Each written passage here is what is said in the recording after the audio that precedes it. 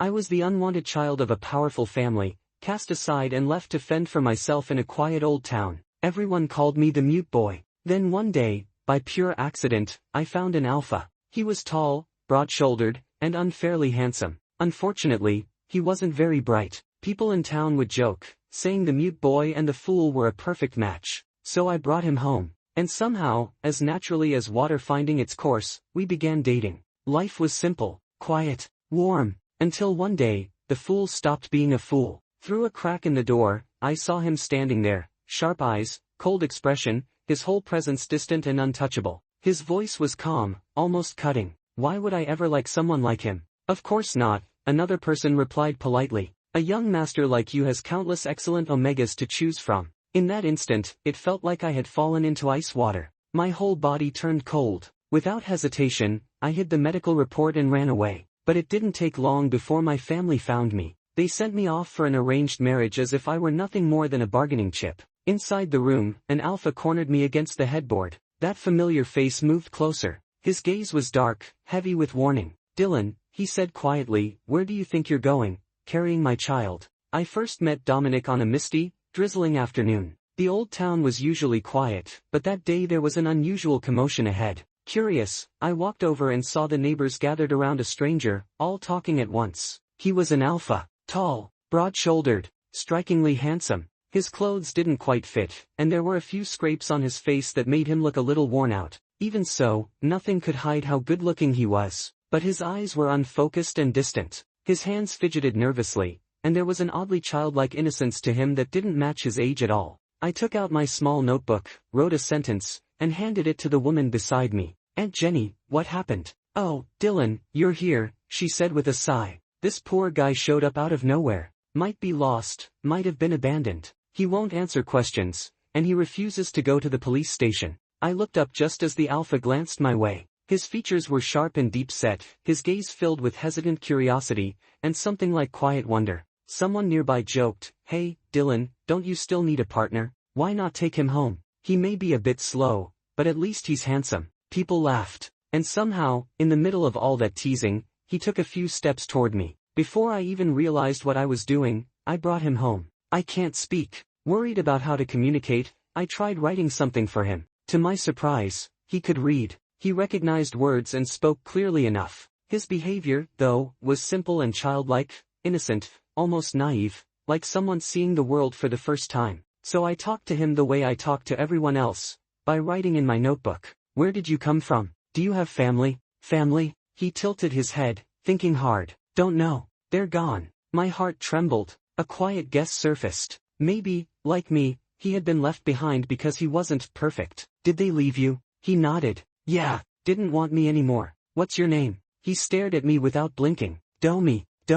I nodded and wrote. My name is Dylan. I wasn't born in this town either. 3 years ago, my family cast me out. I drifted here by chance and decided to stay. Later, I apprenticed with a craftsman and learned weaving and embroidery. That skill is how I make a living now. My house is small, with only 1 bedroom, but the bed is big enough for 2 quilts, so we each have our own space. I told Domi he could stay. We wouldn't live in luxury, but we'd never go hungry. His face lit up with the brightest smile. His eyes sparkled like a child's. With one more person around, the house suddenly felt warmer. Most days, I stayed in my workshop embroidering silk scarves. The first time he watched me work, he sat quietly beside me, full of curiosity. As the threads took shape under my hands, his eyes widened. So amazing, he said softly. Dylan, you're amazing. Like a child who meant every word. Domi was clingy. If he couldn't see me for more than 10 minutes, he'd start searching everywhere, calling my name over and over. Since I couldn't answer out loud,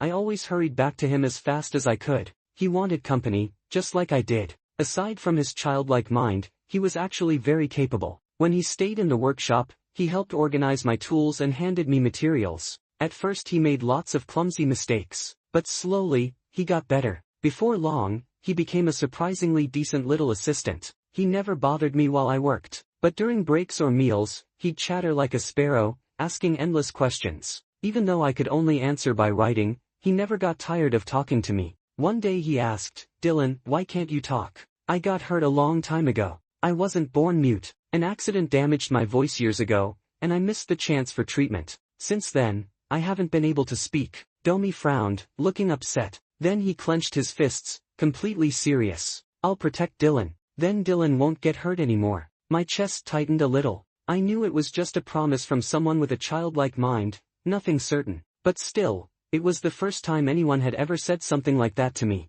And it mattered. I bought him several fairy tale books so he'd have something to do instead of staying in the workshop all day. What I didn't expect was that they became bedtime stories, for me. In a faraway galaxy, there was a tiny star who felt very lonely. His voice was naturally low and cool, yet when he read, it softened with an innocent rhythm that made it warm and soothing. From that day on, the little star and his friends lit up the night sky together. Listening to his gentle voice, I drifted off to sleep. Every morning, when I opened my eyes, he was the first person I saw, sometimes peacefully asleep, sometimes already awake, quietly watching me with serious eyes. The town wasn't very commercial, but travelers passed through every day. Once or twice a week, I set up a small street stall to sell my embroidery. My teacher once said I had talent, that my work was delicate and full of life. Business turned out pretty well. Some customers even traveled far just to buy from me. After Domi came, there was one more person at the stall. He'd excitedly promote my work to passers-by,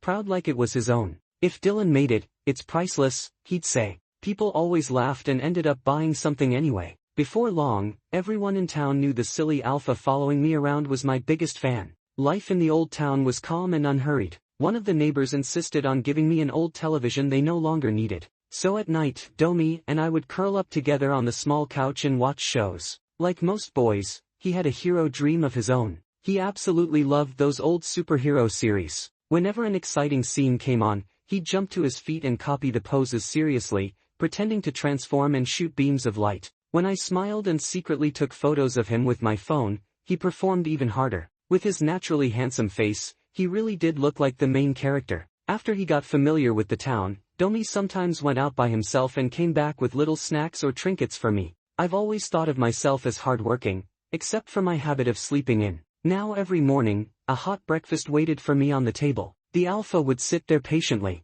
The moment he saw me, he'd break into that silly yet sincere smile. "Morning, Dylan." "Morning, Domi." "Thank you." I always told myself I shouldn't keep letting him take care of me like this. Still, I ate everything happily. One bright afternoon, he stared at me for a long time, his eyes unusually intense. Seeing that he wasn't speaking, I wrote, "What's wrong?" He hesitated, cheeks turning red, before finally blurting out, "Dylan, can we kiss?" When I didn't respond right away, he added quickly, "They said, I'm your alpha. If we're going to be together in the future, couples should hug and kiss more." After thinking for a moment, I wrote, "Those things are for someone you truly like." He answered without hesitation, "I like Dylan." No one could turn down something so honest and wholehearted. In the end, I only wrote, "I'm not ready yet." After that, he asked me the same question every day. "Dylan, are you ready now?" Once in the morning, once at noon, once at night. He never forgot. On a drizzly day, light rain blurred the river like a moving painting. Domi and I sat in a small boat, drifting with the current, enjoying the quiet. He sat close beside me, gently holding my hand. Then he looked at me with that same straightforward gaze. "Dylan, are you ready now?" My heart rippled like the rain on the water. This time, I nodded. Our first kiss was clumsy and brief, just a soft, uncertain touch of lips. Awkward, careful, almost shy, but it made my heart race all the same. He pulled back, grinning like he'd just accomplished something huge, and wrapped me in a tight hug. From that day on, we grew closer. We shared blankets on cold nights. He liked holding me while we slept, as if afraid I might disappear. And little by little, I got used to being cared for like that. Honestly, I liked him too. He filled my quiet home with warmth and noise and life. Waking up and seeing him first thing in the morning became my favorite moment. The neighbors all knew. The mute boy and the simple, big-hearted alpha were together. Some looked at us with concern or sympathy. Maybe they thought two imperfect people would struggle, but I didn't think so. This steady, peaceful life, having someone by my side every day, already felt like happiness to me. Love didn't have to be dramatic. This kind of ordinary warmth was enough. One morning, I woke up in his arms as usual. Sunlight slipped through the curtains. He was still asleep, breathing slow and steady. I turned slightly and pressed a light kiss to his lips. He stirred, then smiled sleepily, pulling me closer. No words, just quiet closeness, and the gentle certainty that we belonged together. Even though it was only a temporary bond, I could feel myself growing more and more dependent on Domi. I kept searching for him without thinking, always wanting to be a little closer. At first, I felt shy about it, but somehow, just being near him made me feel calm and safe. In the end, I couldn't help myself. I wrote something in my notebook, lowered my head, and showed it to him. Domi, can you stay with me more? His eyes lit up instantly. He pulled me into a tight hug, smiling like he'd just been given the best gift in the world. From then on, he stuck to me even more, holding my hand, leaning on my shoulder, staying by my side whenever he could. He had a natural talent for closeness, the simple, comforting kind that made people feel protected. A few days later, he caught a bad cold out of nowhere. For 3 whole days, he felt miserable and clingy, refusing to let me leave his side. So I stayed with him the entire time, making meals, changing towels, keeping him company. When he finally got better, he looked at me with obvious guilt, like he'd caused me trouble. But resting against his shoulder, I only felt warmth. Taking care of him made me strangely happy. On my birthday, I bought a small cake on impulse and brought it home. I'd always celebrated alone before, so it never felt important. But this year was different. I had someone to share it with. Domi couldn't remember his own birthday, so he declared today would be ours together. We lit candles and made wishes. Before blowing them out, he said eagerly, "I want to stay with Dylan forever." The candlelight softened his handsome features, making him look unbelievably gentle. I couldn't stop smiling. That night, before I fell asleep, I felt him hang something around my neck. "Happy birthday," he whispered. The next morning, I realized it was a jade ring on a cord. Smooth, warm, clearly valuable. He said he'd always carried it with him. For some reason, looking at it made my chest tighten with a faint, uneasy feeling. Days passed as usual. One evening, while we were watching TV, I accidentally switched to a business interview. On the screen was Rowan Harrington, my half-brother, polished, elegant, like royalty. Unlike me, the one cast aside, he had always been the cherished young master of the family. I calmly changed the channel and leaned closer to Domi. He wrapped an arm around me at once. "Cold?" he asked softly. "If I hold you, you won't be." I thought this peaceful life would last forever. One day, I went out alone to buy groceries. Recently, I'd been feeling tired and a little unwell, so I stopped by a clinic for a checkup. The results surprised me. I was going to have a baby. 3 weeks along. Walking home, my mind felt light and unreal. A baby, mine and Domi's. In a few months, our quiet house would be filled with tiny sounds. We'd become a real family of 3. I quickened my pace, eager to tell him. I wondered how he'd react. But when I reached home, I heard a stranger's voice inside. "Sir, when will you return to the capital?" "Soon," came the reply. A familiar voice. Through the slightly open door, I saw a man in a suit standing respectfully in front of Domi. And Domi, he wasn't the simple, carefree person I knew. He sat there calmly, posture elegant and distant. No childish smile, no innocence, just sharp eyes and quiet authority. Cold, untouchable. The man asked, "What about the person living with you? Should we bring him back as well?" Domi glanced at him lazily. "Why would I bring him?" His voice was flat, indifferent. "There are plenty of better choices around me." In that instant, it felt like ice water flooded my veins. I couldn't hear anything else. I walked away mechanically, like a puppet with its strings cut. After wandering outside for a long time, I returned home. He was gone. Quietly, I packed only the essentials. Before leaving, I took off the jade ring and placed it somewhere obvious. Then I grabbed one of the fairy tale books we used to read together. Just something to remember him by. If I was going to be abandoned again, I'd rather leave with dignity. I bought a random ticket and boarded the first bus out of town, wanting to go as far away as possible. Maybe the signs had always been there. His sudden appearance, that expensive ring. I was just greedy enough to believe in a miracle. Opening my phone, I scrolled through the photos. Every picture was him smiling at me. The emotions I'd been holding back finally crashed down all at once. Tears blurred the screen. I was just a mute boy everyone found troublesome. At times like this, all I could do was cry silently. Even though I had almost had a complete family, the days after leaving Domi were harder than I'd imagined. I couldn't sleep at night. During the day, I barely had any appetite. Without him by my side, an unexplainable uneasiness followed me everywhere.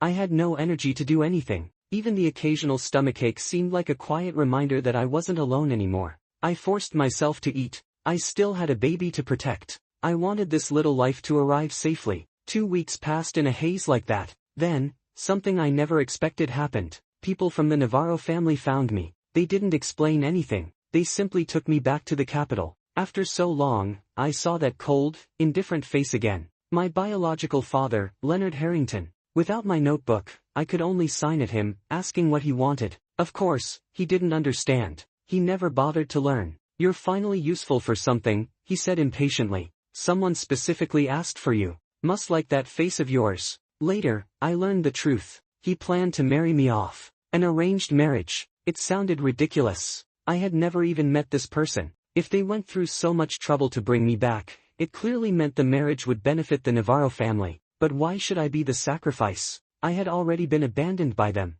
What right did they have to decide my life now? I tried everything, signing, typing on my phone, refusing again and again. It didn't matter. He ignored me completely. They kept me inside the house and wouldn't let me step out alone. I had no one to rely on. No way to fight back. 2 days later, Rowan came into my room with that same arrogant expression. "You really do have a face that fools people," he sneered. "But so what if you get married? Don't expect anyone to actually care about you." I didn't respond. From experience, the more attention I gave him, the worse he got. Late at night, I often thought about the peaceful days back in the old town. The way Domi looked at me like I was the only person in the world. The warmth of his arms. But in my dreams, his voice turned cold. I would never choose someone like him. I always woke up feeling hollow. Half a month later, several strangers arrived and took me away again. The man leading them was young, dressed in a black suit. Even Leonard treated him with respect. So this must be the so-called fiancé. I didn't resist. They brought me to an enormous estate. It was so grand it looked more like a castle. Surprisingly, everyone inside treated me kindly. "Welcome, young sir," someone said gently, taking my luggage. They even understood my sign language. For the first time in days, I relaxed a little. Maybe, this place wasn't as terrible as I thought. Night came, but the person I was supposed to meet still hadn't appeared. Exhausted, I lay down and fell asleep. Half awake, I felt like I'd fallen into a familiar, warm embrace. The sleep was deeper than it had been in a long time. When I opened my eyes, I saw a face I knew by heart. Sharp features, quiet breathing. Domi, just like countless mornings before. For a moment, I thought I was still dreaming. It felt too real. Instinctively, I leaned closer and held onto him, burying my face in his chest. I had missed him, more than I wanted to admit, even after everything I'd heard. "Dylan," he murmured softly. "Good morning. What do you want for breakfast? I'll have them make it." The gentle vibration of his voice against my ear made my mind clear all at once. This wasn't a dream. Startled, I pushed myself away and quickly sat up, clutching the blanket. He frowned slightly. "Did you have a nightmare?" he asked. "Come here. I've got you." He reached out toward me, but I instinctively moved back. I could tell, Domi had really changed. He wasn't naive or foolish anymore. There was a natural sharpness between his brows now, a calm authority that felt completely different from the harmless, simple boy he used to be. But, why was he still speaking to me so gently? I couldn't understand. I pressed my lips together and signed instinctively. "Stay away from me." His expression darkened. "Impossible." Before I could react, he stepped closer and held my wrist, keeping me near the bed. His dark eyes were serious. "Dylan," he said quietly, "where are you planning to go, carrying our child?" My eyes widened. How did he know? Yuri, not him. I struggled and signed back. "How am I not?" he replied, sounding almost helpless. "I'm still the same person." He looked exactly like the Domi I knew. The same familiar presence. The same heartbeat that made me feel safe. Yet everything about him felt more mature now.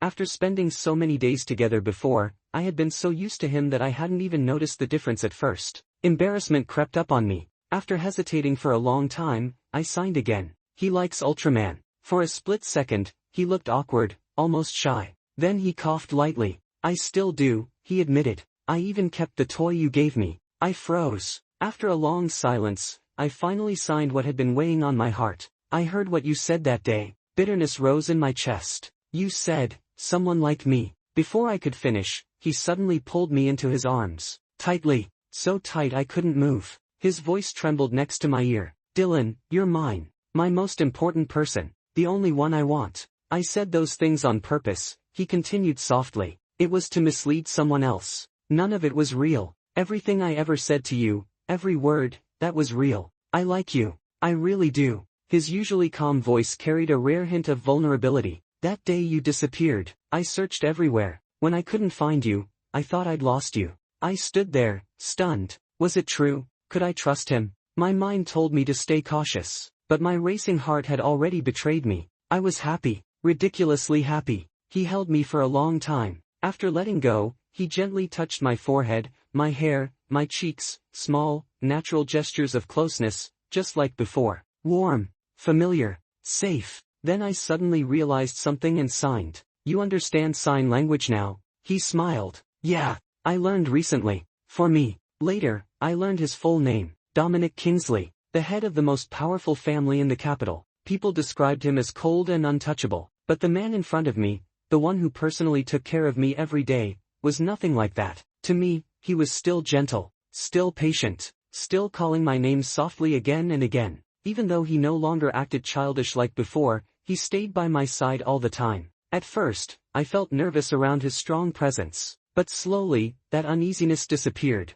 As long as he was there, I felt at peace. Because of the baby, and because we had been separated for so long, I found myself depending on him more than ever. If I couldn't see him, I felt anxious. Every time, he would simply hold me and comfort me quietly. I felt embarrassed and signed. After a while, I won't cling to you so much. Why? He frowned. Who else would you rely on if not me? I want you to stay close. Later, he took me for a full health check. Everything was normal. Then he brought me to see a specialist about my throat. I hadn't expected anything. I had lost my voice for years, but after the examination, the doctor said, "There's a good chance it can recover with treatment." I stared in shock. Before I could respond, Dominic said firmly, "Use the best treatment available." After that, he even gathered several top doctors to create a detailed plan just for me. They told me that besides physical damage, my voice loss was also connected to psychological trauma. During therapy, memories I had buried for years slowly surfaced. Collapsed buildings, dust, darkness, my mother shielding me, her warmth fading.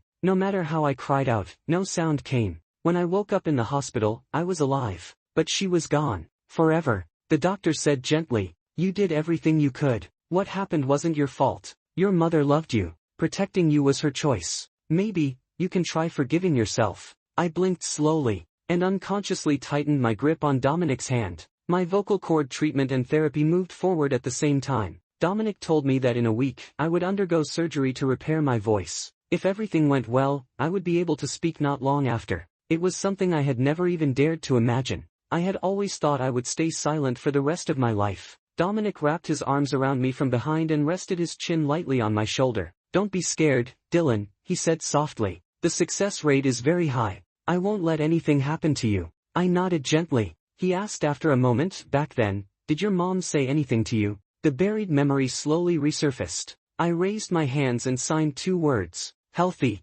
happy. That was her wish for me. "Yeah," Dominic said quietly. "She must be watching you now. If she sees you getting better, she'll be very happy." I relaxed and turned to give him a small smile. He leaned closer and kissed my forehead lightly. "Dylan, I want to hear your voice," he whispered. "I want to say good morning and good night to you. I want to hear you call my name." The night before surgery, I couldn't sleep. I kept turning over in his arms. Finally, I looked at him and signed. "Tell me a story." He sat up with me resting against his chest. Holding a well-worn fairy tale book, he began reading slowly. In the forest, there lived a timid little fox. His low, gentle voice surrounded me. Before I knew it, I had fallen asleep. The surgery was a success. After the recovery period, the doctor said I could try speaking. Dominic stared at me, unusually nervous. I curled my fingers and opened my mouth carefully, trying to make a sound. A small, shaky voice came out. My heart raced with surprise and joy. I really could speak. "Do, me."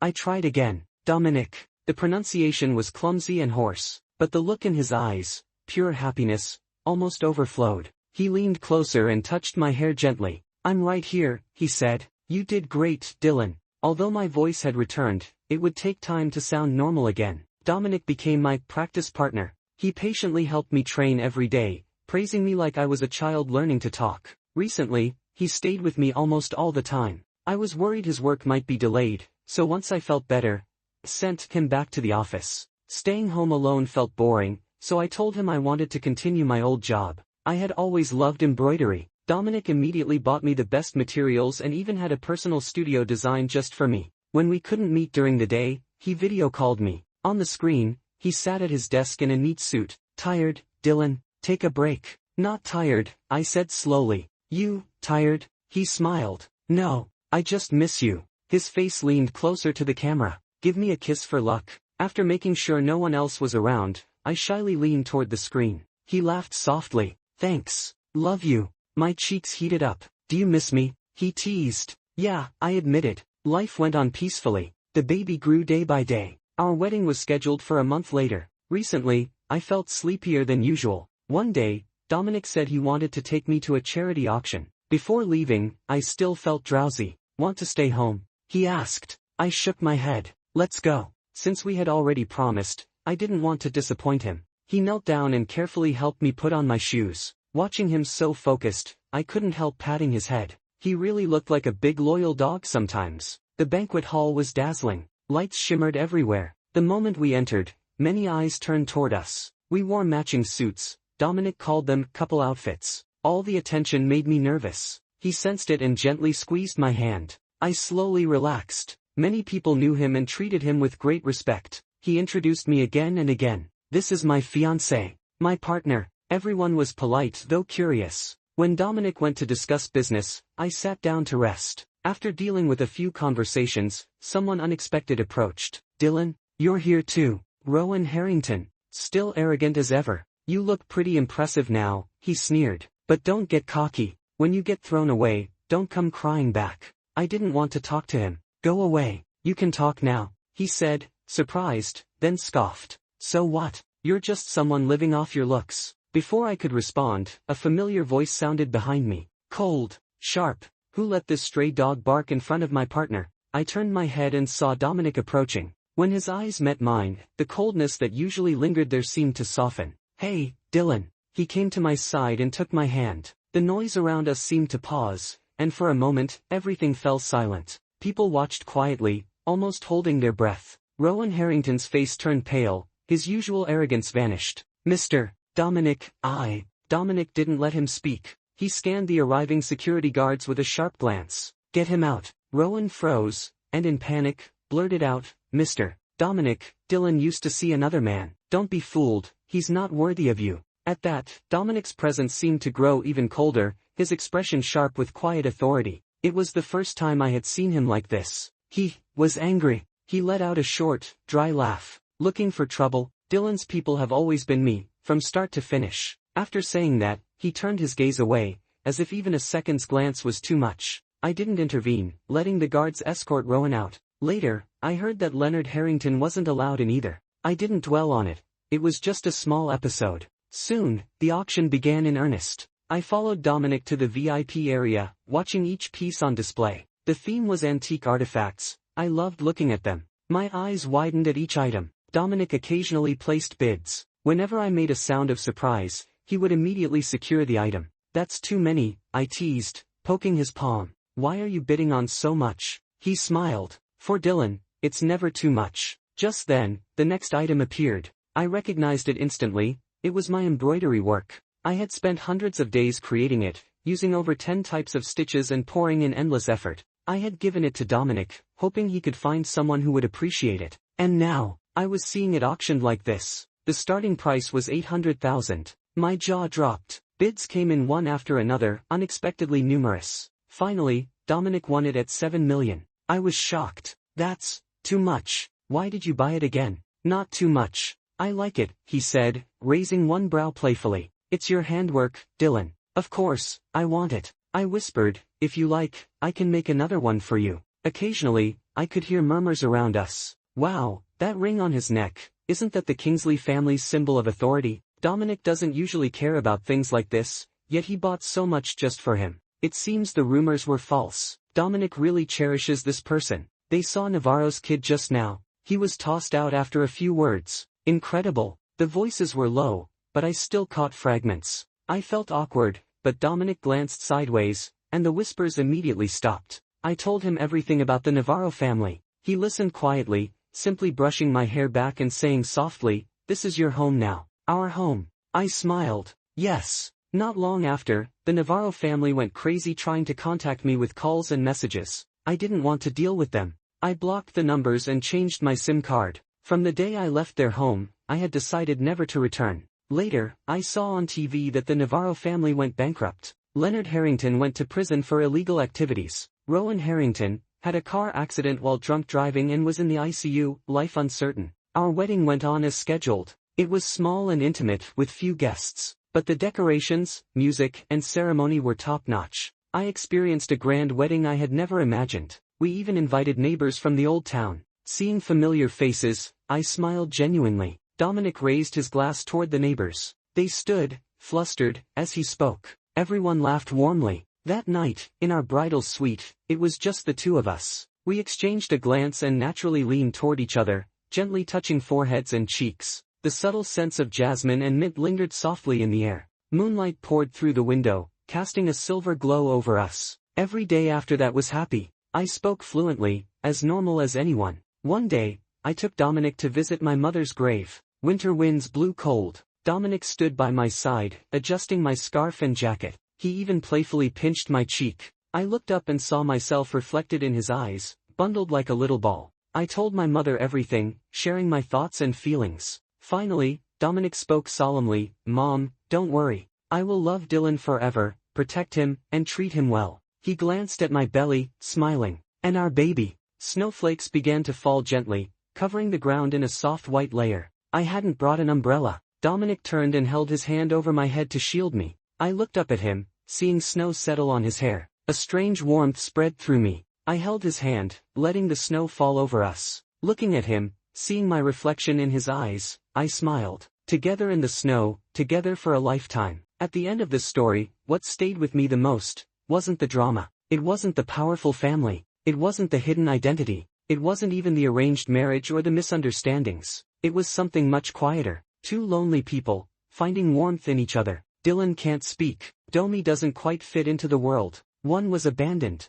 The other was pretending to be simple just to escape his past. But somehow, together, they became whole. What I really love about this novel is its softness. There are no exaggerated conflicts. No over-the-top villains. Just small, everyday moments. Cooking breakfast. Reading bedtime stories. Selling embroidery at a street stall. Falling asleep in someone's arms. It reminds us that love isn't always fireworks. Sometimes, it's just someone waiting for you at the table. Someone saying, "Good morning." Someone choosing you, every single day. And Dominic? His transformation hit me the hardest. From a clingy, innocent boy, to someone strong enough to protect the person he loves. But even after remembering who he really is, he never stops being gentle with Dylan. That contrast, power and tenderness, is incredibly touching. If I had one small complaint though, I honestly wish we had even more quiet daily life scenes. Because those were the moments that felt the most real. The ones that made me smile without even noticing. So now I'm curious about you.